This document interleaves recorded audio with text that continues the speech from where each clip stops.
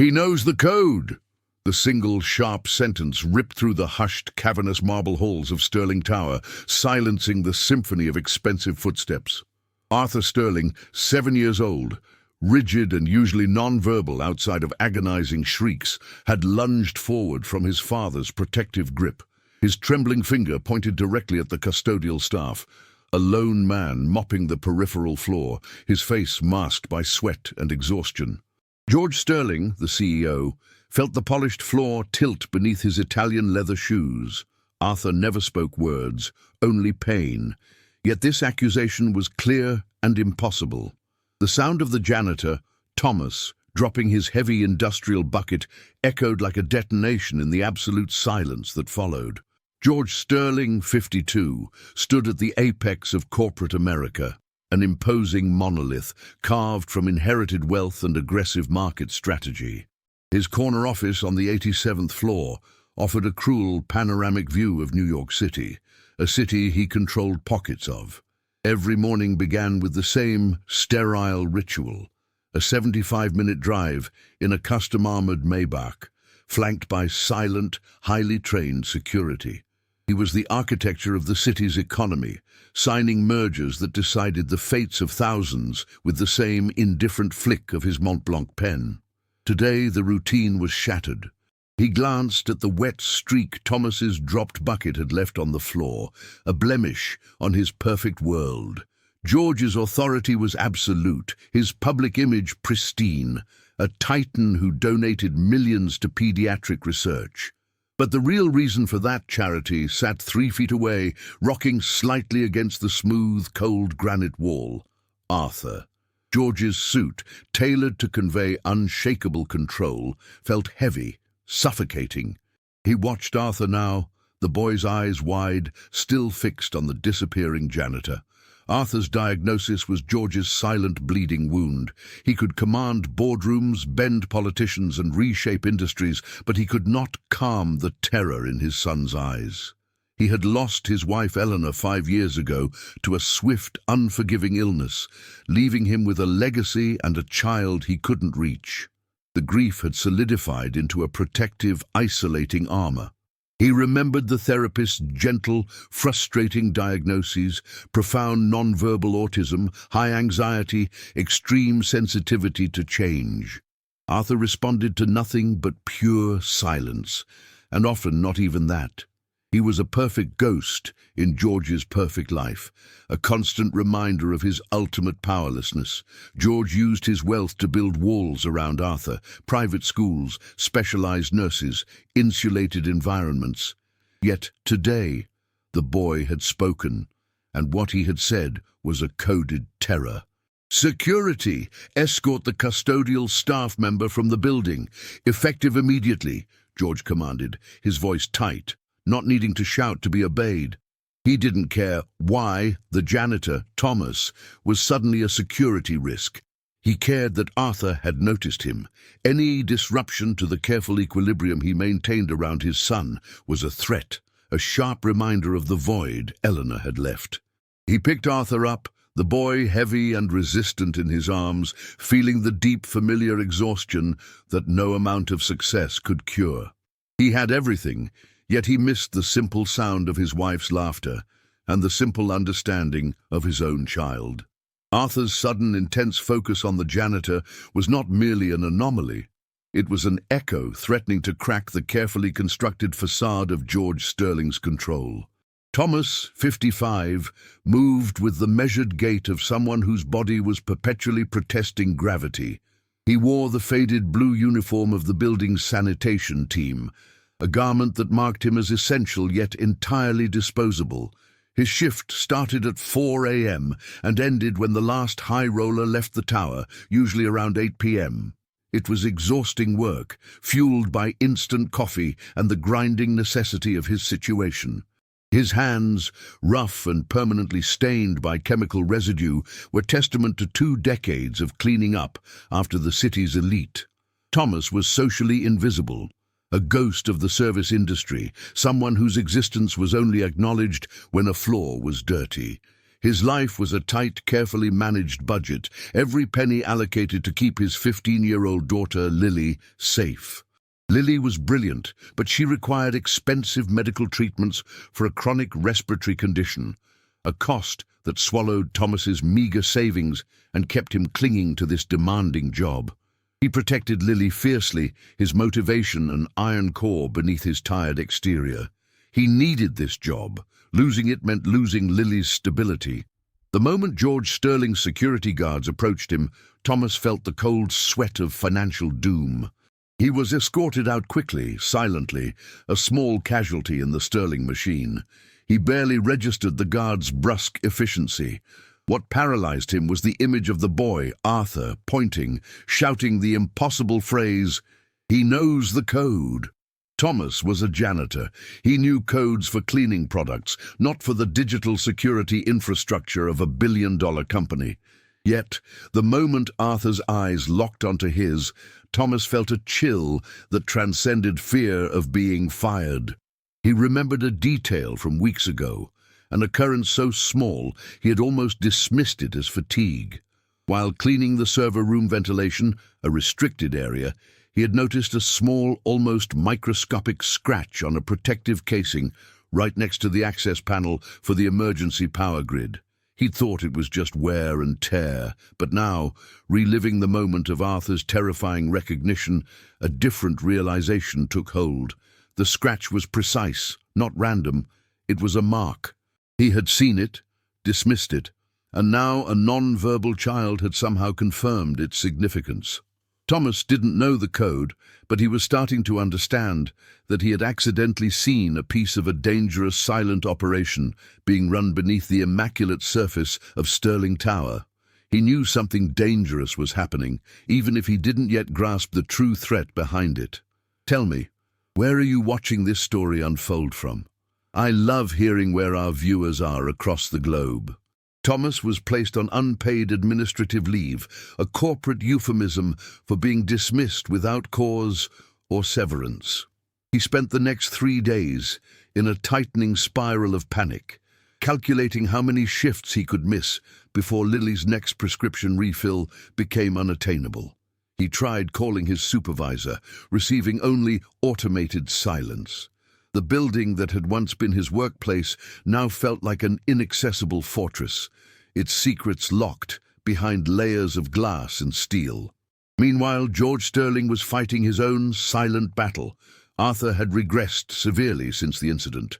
The brief flash of speech was gone, replaced by head-banging and a refusal to eat. The private physicians were useless, prescribing sedatives George refused to administer. The CEO tried everything, more structure, less structure, new toys, old comfort items, but Arthur remained agitated, repeating a frantic tapping rhythm on his bedroom window. George couldn't shake the image of Thomas's tired, anonymous face. Why had Arthur singled him out? George was a man who believed in cause and effect, not random chance, especially when it concerned his son's safety. Driven by a desperate, illogical compulsion, George had his security team run a discreet background check on the janitor. The report was bland. Thomas Miller, single father, clean record, financial distress due to daughter's medical bills. Nothing that screamed corporate spy or threat.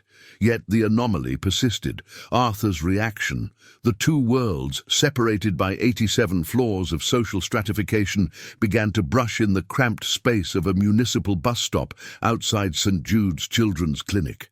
Thomas was waiting for the bus after securing a temporary degrading job cleaning kitchens. George was in his Maybach, waiting for his driver to circle back after delivering a specialist consultation package. Thomas, focused entirely on the empty feeling in his stomach and the weight of Lily's needs, looked up as a flash of reflective black caught his eye. The tinted window of the armored car lowered a fraction, just enough for George Sterling's face to be visible, stark, drawn, and unexpectedly vulnerable. Thomas saw not the CEO who had crushed his livelihood, but a man carrying a burden he recognized: sleepless worry. George was staring at the clinic entrance, not at Thomas. But then George's eyes flicked to Thomas, and in that fleeting, charged moment their realities intertwined. George saw the exhaustion, the poverty, and the quiet dignity of a man trying to survive. Thomas saw the hollow victory in the eyes of a man who owned the world but couldn't fix the one thing that mattered. A tremor of understanding passed between them, a silent acknowledgement that both were slaves to their commitments. Neither spoke. But in that instant, Thomas remembered the precise location of the scratch on the server casing, and George realized that the janitor's innocence was the only thing that didn't make sense. Something was about to break. Thomas couldn't shake the memory of George Sterling's haunted expression, a look too genuine for a man of such manufactured perfection. That fleeting encounter gave him the courage to revisit the details he had dismissed. He went back to the server room memory. The building security at Sterling Tower was impeccable, designed to detect unauthorized entry down to a fingerprint scan. Why would anyone risk a forced entry mark on the server casing? It was sloppy, amateurish, and completely out of place in a location where millions of dollars in infrastructure were housed. He remembered the specific type of metal scratch, thin, deep, almost surgical. It wasn't the result of a clumsy maintenance worker. It looked deliberate. He spent 2 agonizing days reviewing the limited mental footage he had from his midnight shifts. He realized the scratch was positioned exactly where a specialized fiber optic cable could be spliced in without triggering internal alarms. A silent tap. This wasn't theft. This was corporate espionage, or worse, and it was happening in a high-security zone he was regularly scheduled to clean. The conflict was immediate and paralyzing. If he reported this, he risked exposing himself as an unauthorized observer, potentially facing legal trouble or retaliation from whoever was powerful enough to pull off a security breach inside Sterling Tower. He had no proof, only a vague memory of a scratch and the impossible accusation from a non-verbal child. His priority was Lily. Silence ensured her medication. Speaking guaranteed chaos. But the image of Arthur's terror, coupled with George Sterling's exhaustion, gnawed at him. He knew what profound helplessness looked like. It was the same shadow he fought every day for Lily. The memory of the code Arthur had shouted came back. He knows the code. If Arthur saw Thomas, a janitor, and linked him to the scratch, perhaps Arthur had witnessed the actual culprit making the mark, and Thomas had been mistaken for that person. Or perhaps Arthur recognized the danger Thomas was inadvertently close to. Thomas felt the cold certainty that if he ignored this detail, the silent danger would metastasize. He began tracking the unusual pattern of the nighttime security supervisor, a man named Mitchell, who always insisted on personally supervising Thomas's work near the data center, even though his usual rounds were elsewhere. Mitchell always had a coffee cup in his hand, an oversized ceramic mug. Thomas hadn't noticed before, but now he realized Mitchell never actually drank from it during those extended checks. Thomas had swept up spilled coffee grounds near the server room once, but the grounds had been oddly light-colored, not the usual dark blend Mitchell favored. A false trail? A distraction? Thomas felt the floor beneath him turning to quicksand.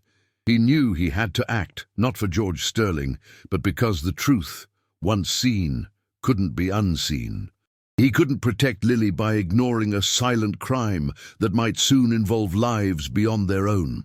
Thomas made his decision in the sterile waiting room of the pediatric wing, watching Lily sleep, her breath catching occasionally in a shallow, worrying rhythm. He couldn't teach her courage if he didn't embody it himself. He knew he couldn't walk back into Sterling Tower. He needed to get the information to George Sterling, but he couldn't risk revealing his knowledge to anyone else within the company structure, especially not the security personnel. The only channel was direct. He spent the last $20 he owned on a payphone call. He didn't call the main line. He called the private, unlisted number that was printed on the back of George Sterling's discarded business card, a card Thomas had found and saved months ago, tucked into a discarded lunch tray. George answered on the third ring, his voice terse, expecting a high-level executive. Sterling. Mr. Sterling, this is Thomas Miller, the janitor, the one your son pointed at. Thomas's voice was low, cracking with the weight of the moment. There was a long, heavy silence on the line, the kind of silence that precedes a verdict. "You have 60 seconds, George finally stated, his tone freezing. Thomas rushed the words, speaking not about his job, but about the security breach. "The server room, level 3, emergency grid access panel. Look for a scratch about 3 millimeters near the upper right seam. It's a keyway for a bypass splice. And check Mitchell, the night supervisor. His coffee cup is a blind spot. He was never drinking the coffee." He heard the rapid, almost mechanical clicking of a keyboard on George's end. "What is the code, Miller? Arthur said you know the code." "I don't know the code, Mr. Sterling, but I think Arthur saw the man who created it. He saw the danger, and I was the closest thing to it. That mark is the danger." George's command shifted instantly from dismissive anger to surgical precision. "Stay exactly where you are. If this is a lie, you will pay for wasting my time. If it is true, you just saved everything." Thomas hung up the phone, his hand trembling. He had exposed himself entirely. He felt the immediate crushing consequence of his honesty, a profound vulnerability. He stood exposed in the street, an insignificant man who had just launched a missile at a corporate giant. He didn't wait. He immediately grabbed Lily's hospital bag. He knew whoever was behind this, likely Mitchell, would realize Sterling was alerted. He needed to disappear before the powerful arm of the unseen enemy could reach him. The game had just changed. Thomas, the invisible janitor, was now a crucial, moving piece. George Sterling didn't hesitate. The moment Thomas hung up, the CEO activated an internal security protocol so deep and discreet that even his own board of directors was unaware of its existence. Within 5 minutes, a private, untraceable forensics team, not the building security, was deployed to the third-floor server room. George waited, pacing the length of his 87th floor office, the cityscape a meaningless canvas outside the window. He was a man accustomed to control, but now he was operating on the frantic, unproven tip of a dismissed janitor whose primary reference was his autistic son. The initial report from the forensics team was devastatingly succinct. "Confirmed, Mr. Sterling. The 3 millimeter mark is precisely as described. Specialized tool entry point. We found trace evidence, a synthetic residue consistent with a covert tapping device, recently removed." George felt a wave of cold fury. This wasn't corporate spying. This was deep, sustained penetration into the core of his operations. The access point was designed not just to extract data, but potentially to hijack the emergency systems, a catastrophe that could lead to widespread power outages, financial market manipulation, and perhaps even physical danger within the tower. He immediately initiated a lockdown. He called his head of security, demanding to know the whereabouts of Mitchell. "He's on duty, sir." "Late shift tonight," the guard reported. George realized the timing. The perpetrator was preparing for a final act. The realization hit him with physical force. The scratch was the setup, and Arthur, sensitive to the slightest energetic disruption, had registered the insertion of the device, shouting the code when he saw Thomas near the point of insertion, associating the janitor with the danger he perceived. George broke from his routine entirely. He cancelled all meetings, left Arthur with his most trusted nurse, and descended.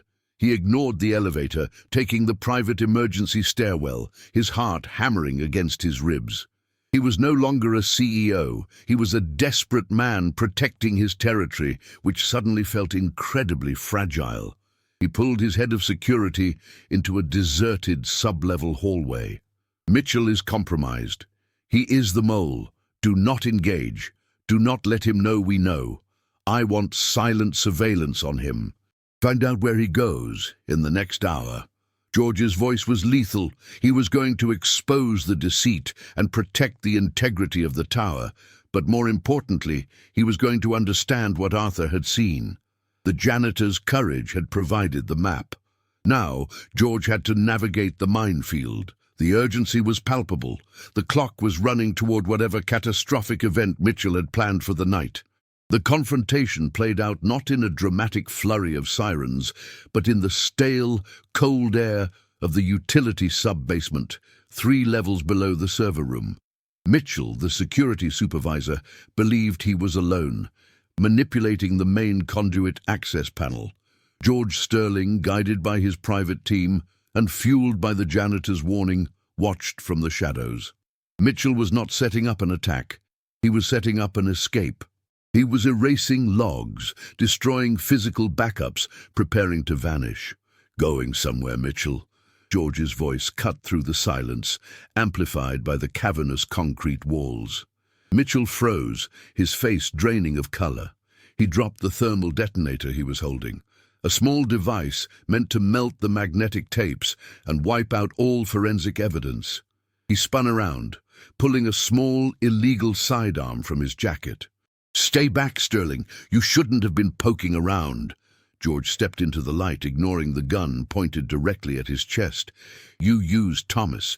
You let him clean the area, knowing he was the perfect decoy for the trace evidence. Was that the code, Mitchell? Did you just use the janitor's schedule as the cover?" Mitchell sneered, the professional facade dissolving into desperate rage. "It was perfect. The non-verbal kid saw me, but he points at the low-life janitor. Who's going to listen to a mute kid or a cleaner? I did this for the competitor, George. They needed the emergency system shutdown sequence, the code. Arthur saw me logging in to manipulate the markets during your next IPO. You've been operating on blind faith, sir." George felt a cold clarity. Arthur hadn't been pointing at Thomas as the culprit. Arthur had been screaming a warning about the danger Thomas represented by being near the breach. Arthur's language was not literal, but sensory. And Thomas's daughter, was that part of your plan? To ruin a man who was fighting to keep his child alive?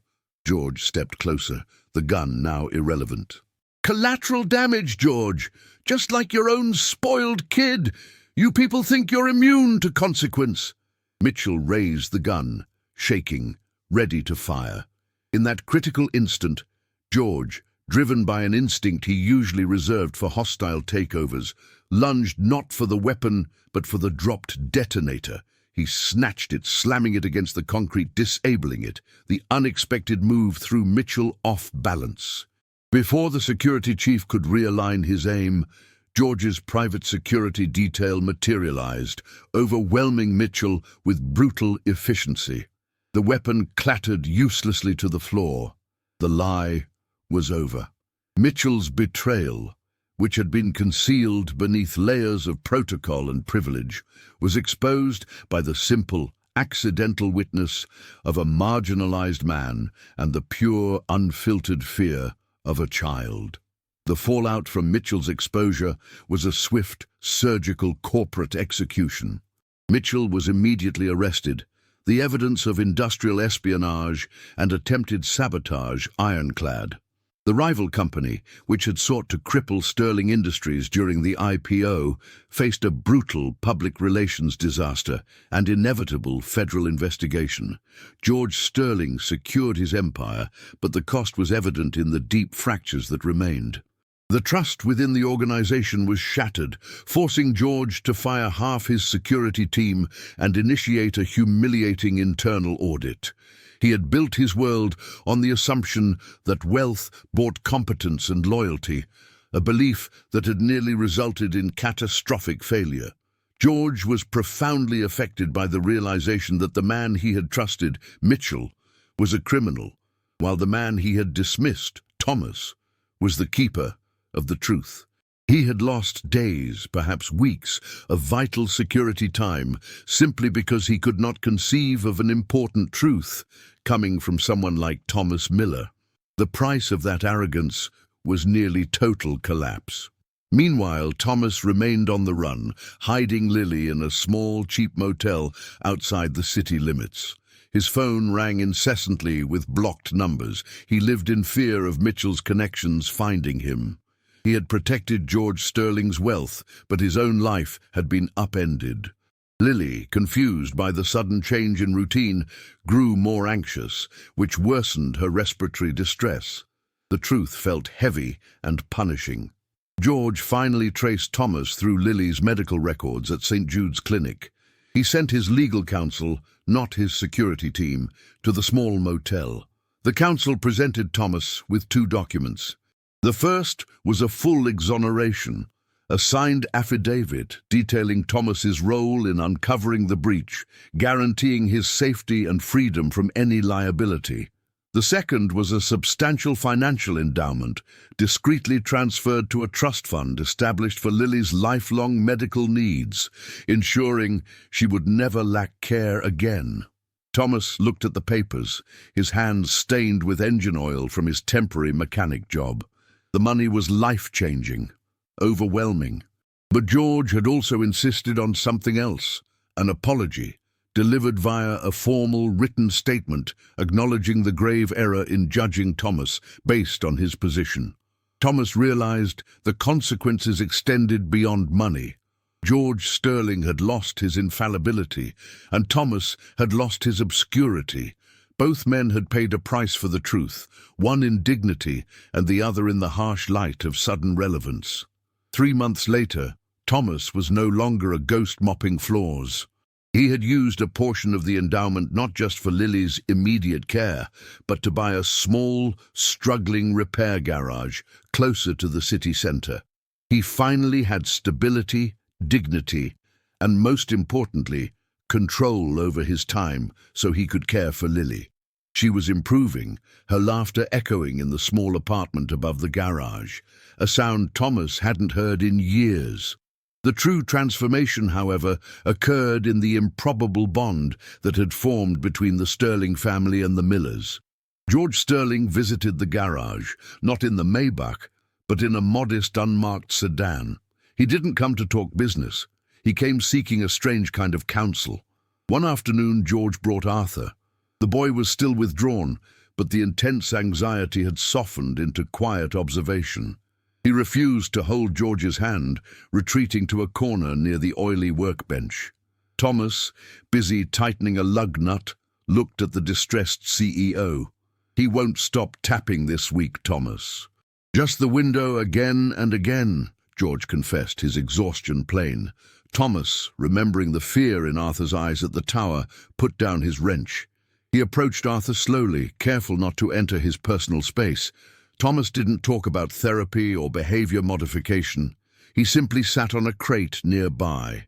He looked at the boy, and then he whispered the 3 words he had remembered from the server room incident, the words that defined the truth he had seen. "I see it." Arthur stopped tapping. He lifted his head, his wide eyes fixed on Thomas. George watched, immobilized. Thomas continued, his voice soft. "I see what you see. The things others don't. It's okay." In that moment, Arthur didn't see the janitor who was a corporate suspect. He saw the man who validated his unseen, terrifying reality. Arthur slid off the crate and, for the first time since his mother passed, he moved toward a stranger, not with fear, but with a tentative, almost imperceptible nod. George realized Thomas hadn't known the code. He had known the feeling of being overlooked, and he had given Arthur the recognition George, with all his power, could never provide. The connection was established not through power or wealth, but through shared humility and sight. George had learned that the most important truths often came from the places he was trained to ignore. George stood watching Thomas and Arthur in the dim light of the garage, seeing not a business deal, but a genuine human connection built on the rubble of arrogance. He had gained a friend, and Arthur had gained an unexpected interpreter. If you enjoyed this story about how true courage can emerge from unexpected places, please remember to leave a comment with your thoughts on George's transformation, and subscribe for more heartwarming tales like this one.